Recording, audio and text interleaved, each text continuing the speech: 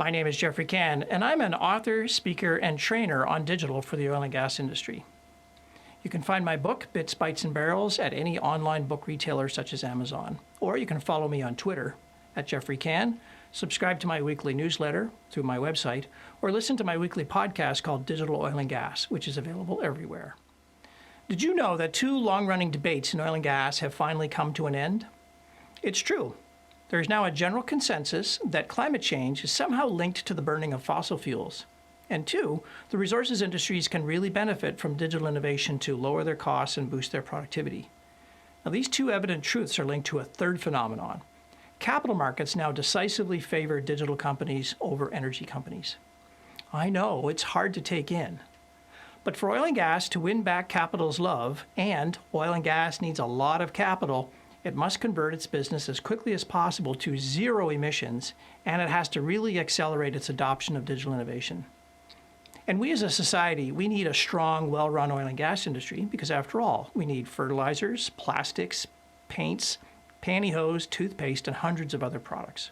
And we still need gas for heat and power. And we need the people today working in oil and gas to want to stick with this industry, and we need young people to want to take their places. But how? How are we going to do this? Who does this well? And what does good even look like? Well, that's the subject of my next book, which is due out in February of 2022. And today I'm going to provide you with a sneak peek into its key messages. Now, to be very clear, this does not absolve you from the obligation to buy the book. My remarks today just number 3,000 words compared to over 115,000 in the book itself. And by the way, the best way to buy the book is in very large quantities. Now, the book is extensively researched with over 180 sources, but most importantly, I garnered the cooperation of 9 case companies to participate as case studies. These companies include McCoy Global, a maker of torque tools for drilling; 3 upstream companies, the upstream group of an integrated company, which is part of Exxon, a gas producer, and an oil producer; a midstream company spun out of a large pipeline operator; and finally, a European downstream operator, Varo from Zurich. Also, a global integrated producer, Repsol from Spain, and 2 global EPC firms, Wood from Aberdeen and Worley from Melbourne. Now, here's a typical story. In 2018, I met with the CFO of and VP Finance with NAL Resources, and I interviewed them for my podcast. They had some rather pointed observations to make about the industry and its challenges. Here's just one of them. We have to do things we never planned to do, and we don't have the skills to do it, and we have to do it faster. And this was back in 2018. If you remember to 2015, the price of oil had collapsed because of the rise of shale oil in the US. For almost a decade, all of the growth in the global oil industry went to America, who had successfully unlocked the riches from its tight oil. Russian sales were basically flat, and OPEC had grown only modestly. Now, if you're OPEC, this is appalling. The low-cost producers, Russia and OPEC, who are backed by their national governments, are losing ground to the American free market, the fracking revolution, and Wall Street's cheap capital. But then after a time, the Saudis snapped, and they stopped supporting the market, and the price promptly fell. NAL wasn't into fracking, but it didn't matter. The price fell for everyone. NAL tried everything to right the ship, but it was of no use. And in almost desperation, they finally turned to digital. And the CFO decided to run a little trial of something called robotic process automation to see if some of the manual work in finance in oil and gas could benefit. And boy, did it benefit. Their first robot took weeks to tune, but eventually it cut royalty calculation by 95%. A fluke, said the employees. Do it again. So they built a bot to do battery balancing, a much harder process. Got the same outcome, 95% productivity improvement. Now, RPA is an old technology for online gamers that automates dull and routine tasks in games like picking up armor, putting on uniforms, and collecting coins. RPA tools are so powerful, they're actually banned on social media platforms like LinkedIn. If you get caught using a bot on LinkedIn, you're booted off, like I was. Oil and gas? We ignore these tools because you know what? They're not built by our industry. Leading companies working in oil and gas, especially those involved in helping the design and build of new assets or debottleneck older assets, have picked up on these 2 megatrends: energy transition, digital transformation. past year has provided plenty of evidence about the pressures looming on our climate. Did you know that 2020 turns out to be the second hottest year on record? Temperatures in the Middle East, they broke records in June. It hit 124 degrees in Abu Dhabi, Iran, and Kuwait, and 122 in Oman. At that temperature, your country becomes uninhabitable. Or how about the Atlantic Meridional Overturning Circulation, also called the Gulf Stream? It's at its weakest level in 1,000 years. The Pacific Northwest, where I live, got a heat dome in June, a once-in-a-thousand-year event, and it broke temperature records and killed hundreds of people. Or how about cherry blossoms in Kyoto? They bloom 3 weeks ahead of schedule, and the earliest since the year 812. And lastly, Summit Station on the Greenland ice sheet gets rain for the first time in recorded history. I make a living in the oil and gas industry. This feels totally unfair. And I blame coal. It's coal's fault. They did it. But our reality is that big parts of the world are now moving on. In July, the EU announced that only zero-emissions vehicles could be sold there in 2035. European automakers are now on notice to electrify or go out of business. No hybrids, and no hydrogen. General Motors has announced that it will end the production of gasoline cars and light trucks by 2035. Ford will only sell electric vehicles in the EU by 2030. And Volvo will convert entirely to electric by 2030, and then it'll only sell online. Or how about Shell losing a lawsuit in the Netherlands, and they now have to reduce their emissions by 45% in just 10 years. Exxon now has 2 climate activists on the board. And Total Energy just withdrew completely from the American Petroleum Institute. Young people have gotten the message. Calgary has had to shut down its petroleum engineering school due to a lack of enrollments. And 2 years ago, of 180 geology grads, just 3 scored jobs. This does not leave our industry in a healthy place. And with it, our livelihoods, our homes, and our pensions. We've also been farting around far too long on digital. In 2019, a conference organizer contacted me to discuss his plans to bring a digital oil and gas event to Calgary. He was baffled. He had pitched the idea to several large oil companies who all told him there was no need for such a conference as the Canadian oil industry was already digital. In 2019. Now, there are many possible explanations for their lack of enthusiasm. Perhaps digital was indeed a done deal and it was already complete. Perhaps these oil companies didn't want to bother encouraging yet another conference in a city pummeled by low oil prices. Ain't no one got budget for that. Perhaps they all wanted to deflect attention away from their own secretly successful plans. And perhaps he managed to speak to the 10 least informed people in a city of 1 million. Whatever the reason, he called to get my opinion. Well, in my view, they honestly believed that with their Excel spreadsheets, their SAP systems, and their SCADA environments, they were indeed as digital as they needed to be. And then, along came that malignant little bastard COVID-19, and it took a complete wrecking ball to the narrative in the industry that digital was already done. In the space of just 2 weeks, Petrobras lifted its entire office-based workforce to work from home. Imperial Oil had long been planning to move one of its control rooms from the Kearl Oil facility to Calgary, which was a project which started after the fires in Fort Mac. This project bumped along for 3 years, and then they moved it in 2 weeks. Almost all of the tech companies I interviewed for my book and for my weekly podcast have announced they're full speed ahead in digital adoption. In fact, one executive has said to me, the industry has achieved 20 years of change in just 18 months. And in all of this, there were no interruptions of fuel and energy supply.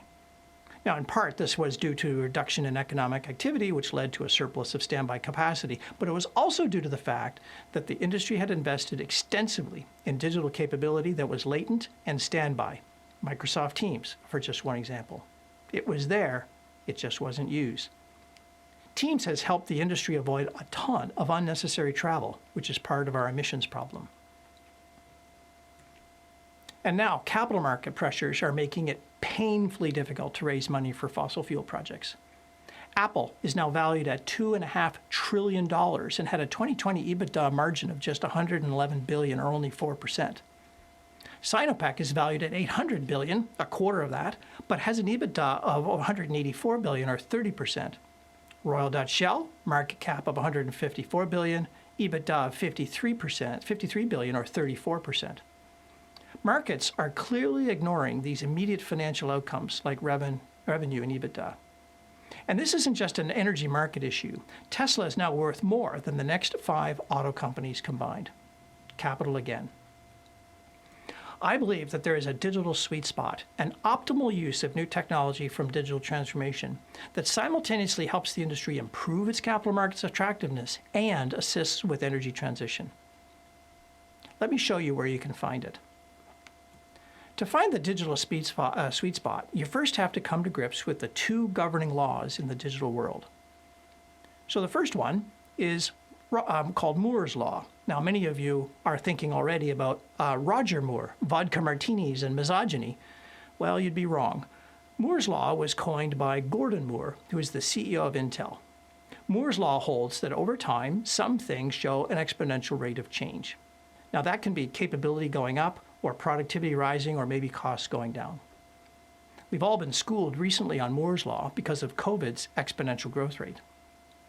In business terms, Moore's Law equates to a compound annual growth rate of 40%. Think about that. Now, consider if you've ever heard of Metcalfe's Law. Robert Metcalfe, Bob, studied the value of networks as part of the UK's privatization of British Telecom. His law states that the value of a network is n squared, where n is the number of nodes on the network. Large networks become natural monopolies, and the speed to scale drives that value. People working in digital actively plan their businesses around these 2 laws. What they're trying to do is grow n at the pace of Moore's Law because it's worth n squared. Can you think of a company that has grown by Moore's Law for the past 15 years? Amazon. Here's a framework for finding the sweet spot, and more importantly, capitalizing on it. It has 3 layers: the digital core, digital foundations, and digital capacity. The digital core includes 4 elements, the first of which is data. Data is the lifeblood of digital and critically important. Every business has data, produces data, and consumes data, and digital is all about data. But where does this data come from? The Internet of Things. Sensor technologies generate vast quantities of this very, very valuable data. Artificial intelligence and machine learning read and interpret all that data and give it value. And then finally, robots apply the data to do real work, take on the drudgery in the office as well as the supply chain, but also doing costly, dangerous, and repetitive work.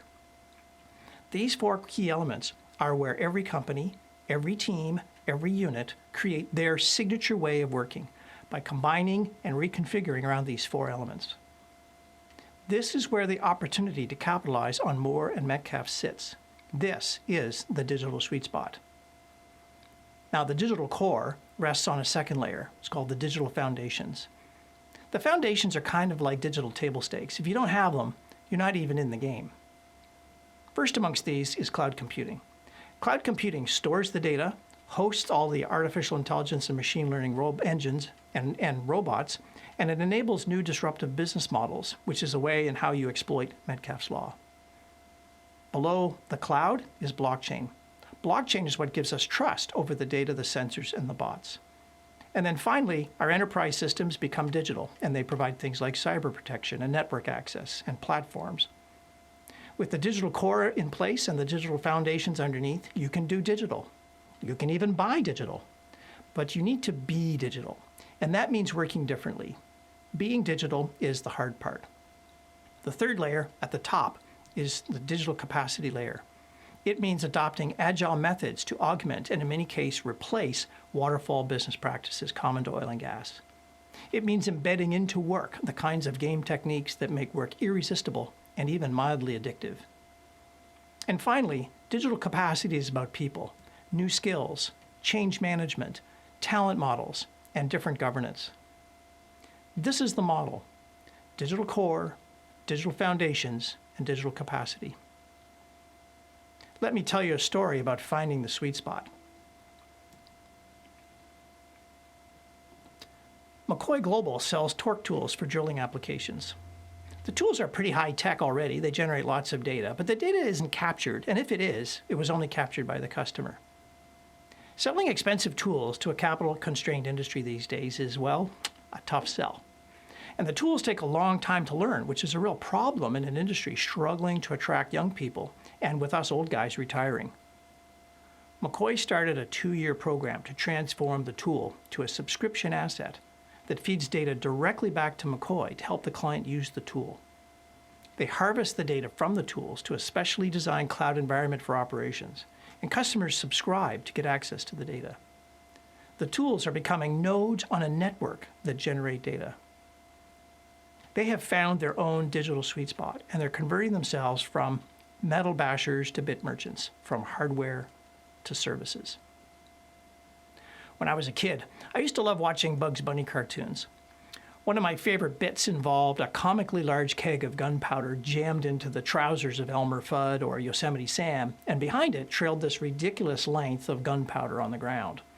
Bugs Bunny drops a match on the powder, and the spark races off to ignite the keg in this epic but typically not terminal explosion. So think of that gunpowder trail as the fuse, which is how much time do you have till digital makes an impact, and the keg is the bang. The bigger the keg, the bigger the impact. Some parts of our industry are on a short fuse. Others are on a long fuse.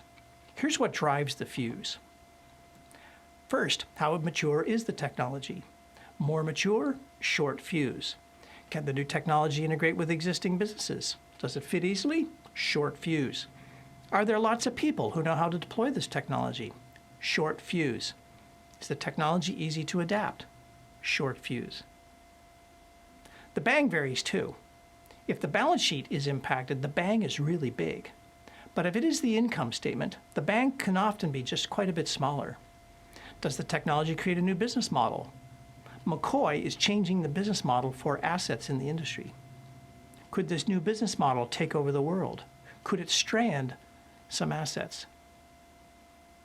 Well, here's what we know about the fuse and the bang for different parts of the industry.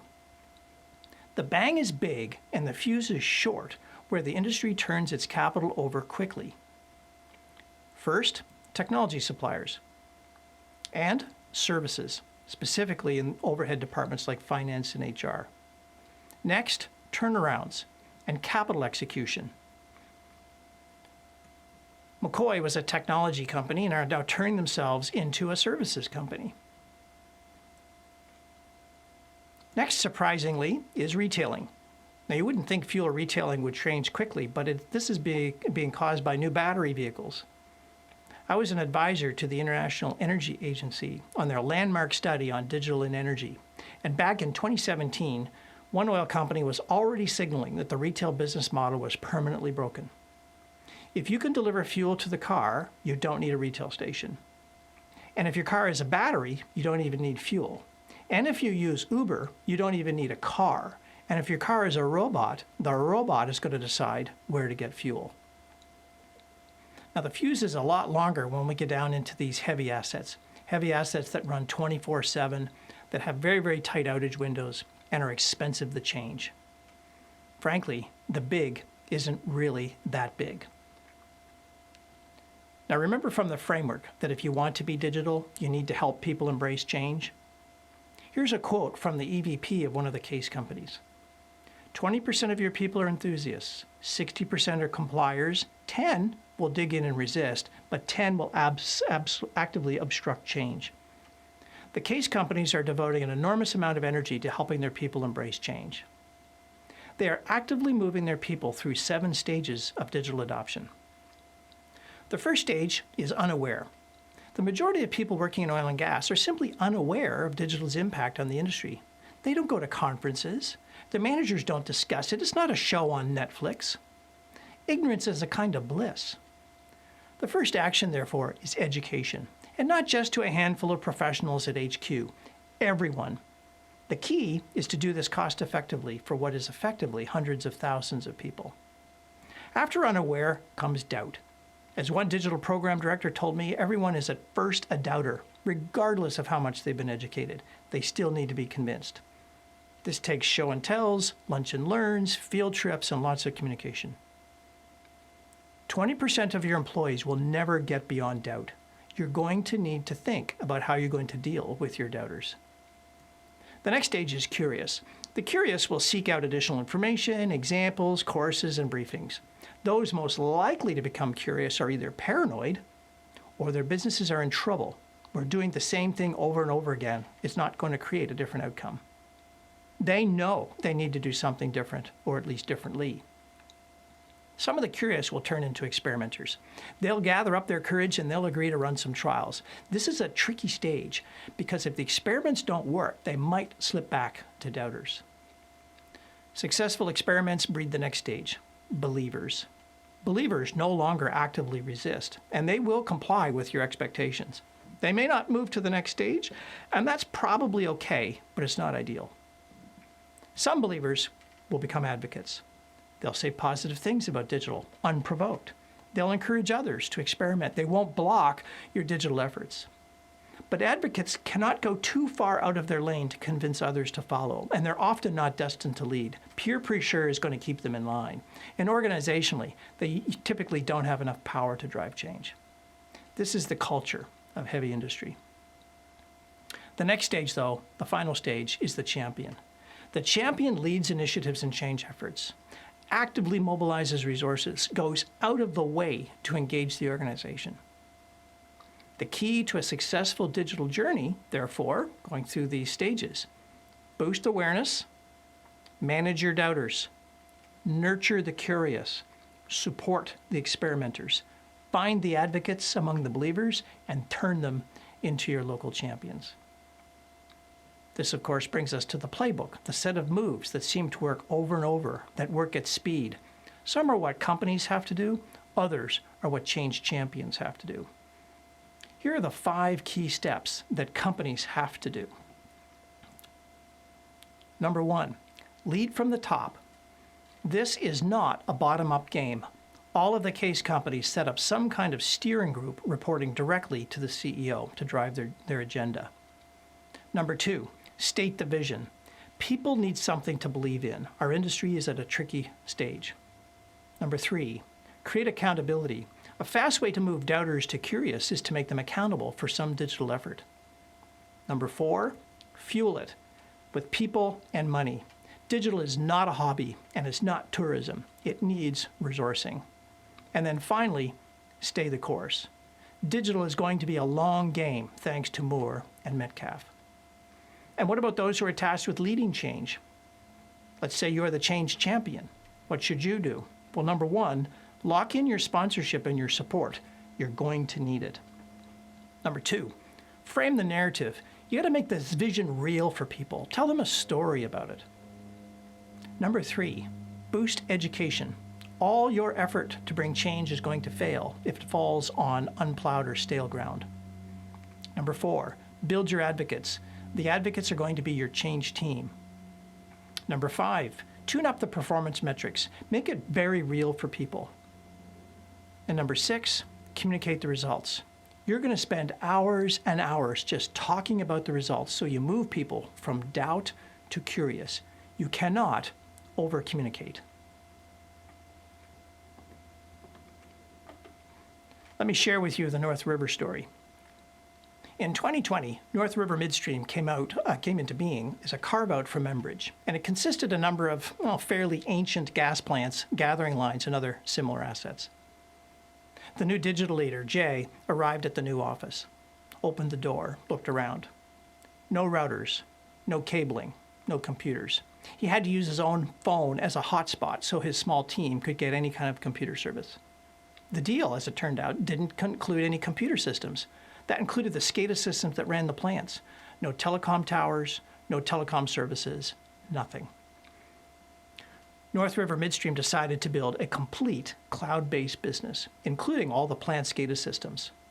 During the pandemic, their vision? To become the platform of growth for their new owner, Brookfield. By fundamentally reimagining the midstream business, they could then attract investment from Brookfield. As just one example, they needed a permitting application that respected the rules around social distancing. The old model required everyone to get into a room to hash out the permit, which obviously wouldn't work. But through some programming, they built an app that accelerated their permitting from half a day to half an hour. Today, the managers can run their plants from anywhere in the world with just a phone. The debate about climate impacts from fossil fuels is over, and the debate about digital and its value to resources companies is also over. In capital markets, they've lost interest in our industry, but we can win them back through a zero emissions model and digital transformation. There is a sweet spot where digital investments help improve cost, productivity, and emissions. Companies everywhere, in every aspect of this industry, are figuring this out, and they're accelerating their ability to do so. You can do it too. If you would like your team or your company to hear this message, please contact me. The QR code takes you directly to my calendar to arrange a short call to discuss. Or alternatively, you can just email me at jeff@geoffreycann.com or phone me at 587-830-6900. Thanks very much for taking this in today.